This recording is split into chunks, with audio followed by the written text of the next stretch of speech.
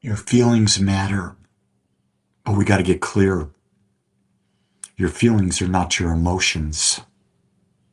Your emotions are your response to a situation.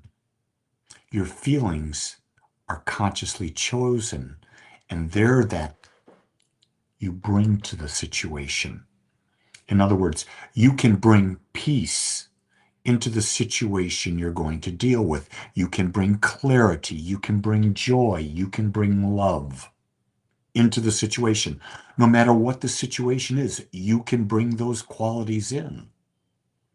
Emotions, on the other hand, those are things that you've labeled as good, things that are good, bad, and different, whatever it is, and you've attached a feeling to it.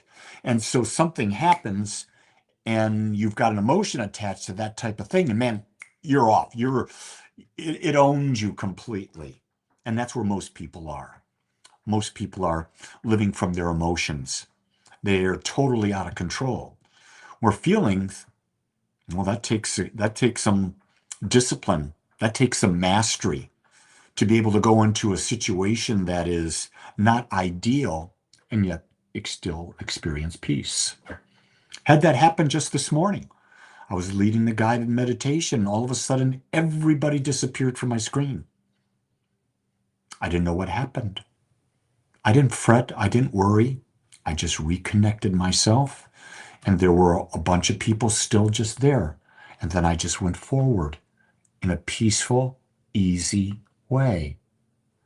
I didn't disrupt the experience, mine and the people participating, with something external that happened.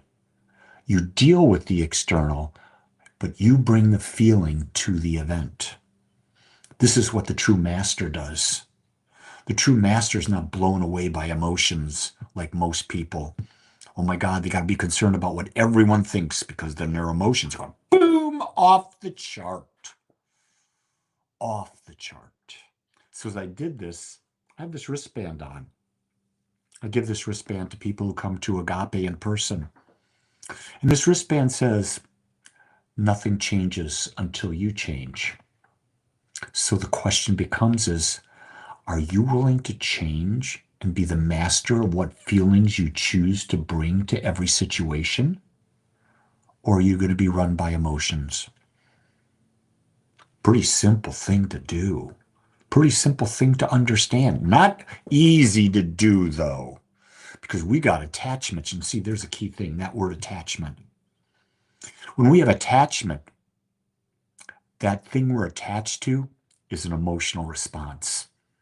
And if we don't get what we're attached to, we're going to have an emotional response.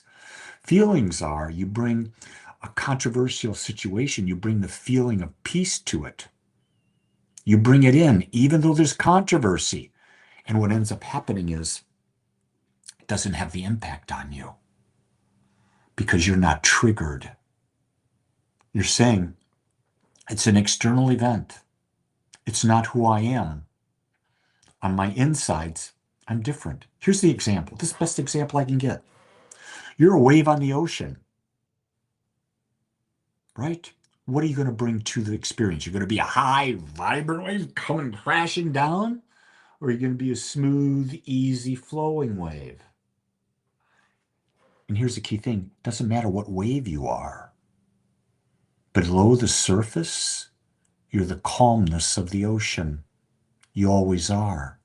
And when you start to understand that you're the calmness of the ocean, yeah, then this doesn't have the impact. You realize, oh, that's just life expressing.